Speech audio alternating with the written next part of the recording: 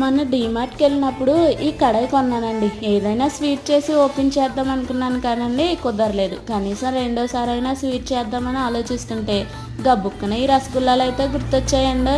ఎలాగా చాలా రోజుల నుంచి చేయాలి అనుకుంటున్నాను కదా అని ఈసారి అయితే మొదలెట్టేశాను.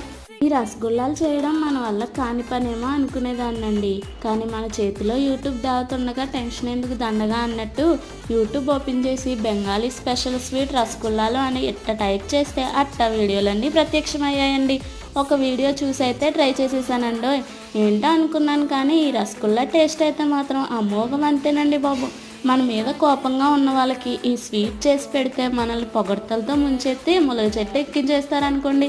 ఇంతకీ మీరు ఎప్పుడైనా ఇంట్లో రసగుల్లాలు చేశారా? చేయకపోతే ఒకసారి కంపల్సరీ ట్రై చేయండి. ఇకపోతే వీడియో నచ్చితే ఒక లైక్ కొట్టి ఛానల్ని సబ్స్క్రైబ్ చేసుకోవడం మర్చిపోకండి. ఇక ఉంటాను మరి.